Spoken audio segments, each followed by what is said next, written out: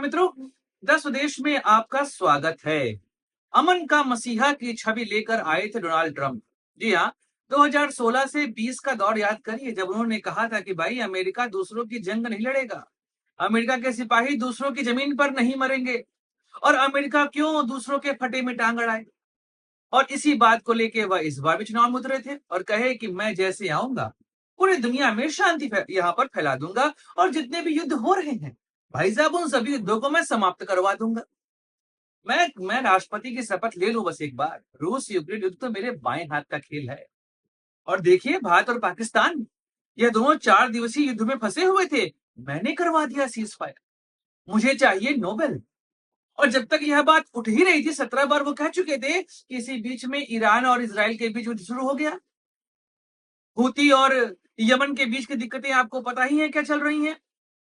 तो अमन का मसीहा की छवि लेकर आए ट्रंप पिछले 6 महीने में वो सभी देख चुके जिसकी उम्मीद वो नहीं कर रहे थे। उनको लगा था कि वो जैसे गद्दी पर बैठेंगे सारी दिशाएं उनके अनुसार काम करेंगी, हवाएं उनके कहने पर चलेंगी, वो जब कहेंगे तो बारिश होगी, वो जब कहेंगे तो बर्फ गिरेगी।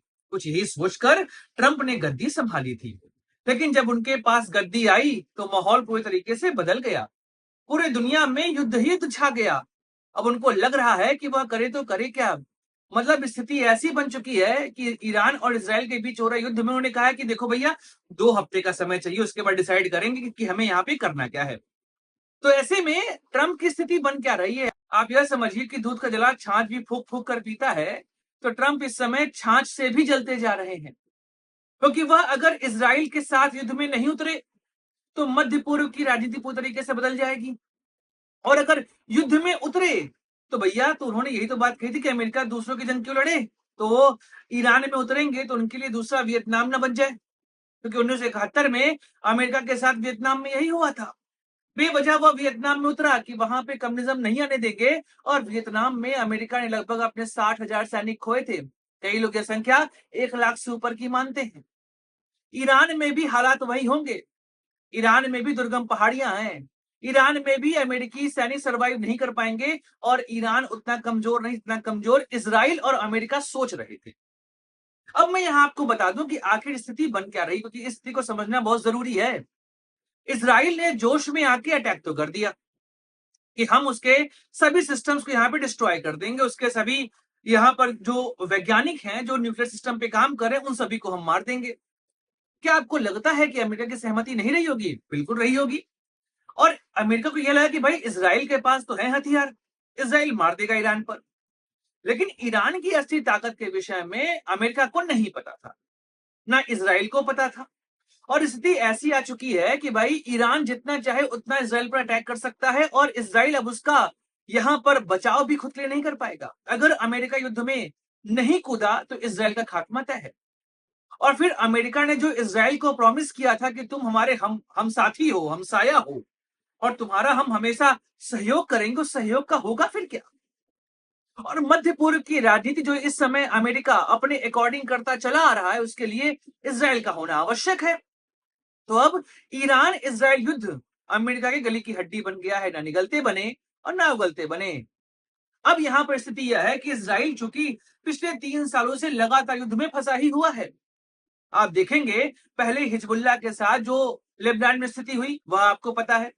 उसके बाद आप देख रहे हैं कि हमास और गाजा इन दोनों स्थितियों में फंसा हुआ है। भाई पहले हमास से तो शुरू हुआ, उसके बाद गाजा को लगातार अटैक करते करते ईरान की जो इसराइल की शक्ति है यहाँ पर वह पूरी तरीके से कमतर हो चुकी है।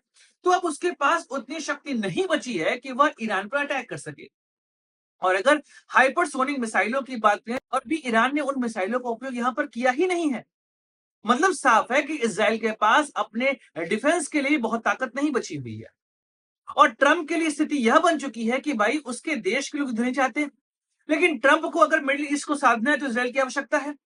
और इसराइल ने एक तरीके से उसी के कहने पर ईरान पर अटैक किया है। अब ट्रंप फंसे हैं बहुत बुरी तरीके से। मतलब वह लगातार यह बोलते चले आ रहे कि मैं युद्ध रुकवाता चला जा रहा हूं, उसके लिए भी दुनिया मुझे नोबेल नहीं दे रही है। यह बात वो कहते चले आ रहे हैं। लेकिन अब इसराइल ईरान में वह करे तो करे क्या? क्योंकि क्या आपको लगता है कि ईरान जो जो वर्तमान समय में इसराइल का मुकाबला कर रहा है, क्या वह केवल खामेनेई की वजह से कर रहा है? एक 86 वर्ष का वृद्ध पुरुष क्या युद्ध को इतने अच्छे तरीके से यहाँ पर लड़ सकता है? हम सभी जानते हैं उनका नेतृत्व तो है, लेकिन उसके बाद भी वहां के जो लोग हैं वह इस युद्ध को संचालित कर रहे हैं तरीके से। मानिए खामेनेई तो केवल उनका एक चेहरा है, क्योंकि वह उस देश के नेता हैं। ऐसे में उस देश के नेता के नाम पे लोग लड़ रहे हैं, लेकिन खामेनेई का रोल बहुत कम है। वह रोल है वहां के लोगों का। ऐसे में अगर अमेरिका सीधे तौर पर युद्ध में उतरता है तो अमेरिका के लिए बहुत बड़ी समस्या खड़ी हो जाएगी। यहाँ पर उसको अपने सैनिक भेजने पड़ेंगे। और क्या अमेरिका इस समय अपने सैनिक भेज सकता है? क्या अमेरिका इस समय हथियार दे सकता है इजराइल को? इन सब चीजों में अमेरिका फंसा हुआ है और शायद इसी वजह से ट्रंप इस समय 2 हफ्ते का समय लेके चल रहे हैं। ट्रंप ने क्या कहा? G7 की मीटिंग के समय ट्रंप ने यह कहा कि भाई मुझे पता है खामेनेई कहां है, मुझे पता है मैं उसको मार दूंगा, लेकिन मैं अभी मारूंगा नहीं। फिर ईरान ने मुझे फोन किया कि इजराइल से बोलो सीज फायर करवा ले। यह सभी बातें बड़बोलेपन की शिकार कहला रही हैं। और ट्रंप का यह बड़बोलापन अमेरिका को ले डूबने वाला है, क्योंकि ट्रंप को पता नहीं है कि विश्व में जो पूरी प्रक्रियाएं हैं या जिसे कहें विश्व की जो राजनीति है वो किस तरीके से चल रही है।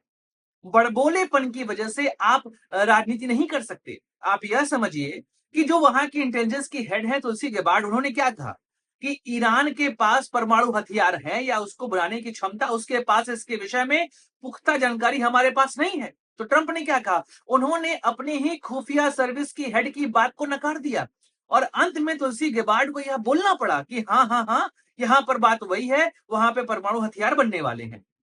तो मतलब स्पष्ट है ना कि ट्रंप को पता ही नहीं है कि विश्व की राजनीति उन्हें कैसे लेकर चलनी है। उनको समझ ही नहीं आ रहा है कि ईरान इजराइल युद्ध में वह करे तो करे क्या, वह इसको कैसे मैनेज करें, क्योंकि चीजें उनके हाथ से निकलती चली जा रही हैं। इजराइल की शक्ति लगातार कमतर होती जा रही है। इजराइल के पास अब उतनी ताकत नहीं बची है कि वह ईरान का आने वाले 10 दिनों से अधिक का यहां पर मुकाबला कर पाए। ईरान को कमतर आंकना इस्राइल और अमेरिका दोनों के लिए इस समय समस्या बन चुका है। और अब ट्रंप के लिए दिक्कत यह बन चुकी है कि वह युद्ध में नहीं कूदेंगे तो फिर तो मध्य पूर्व की राजनीति आप भूल ही जाइए। क्योंकि मध्य पूर्व की राजनीति में अमेरिका का इन्फ्लुएंस इसीलिए है क्योंकि वहां पर इजराइल उपस्थित है। और शायद इसी वजह से वहां पे शिया और सुन्नी का डिवाइड अमेरिका करवा पाया है।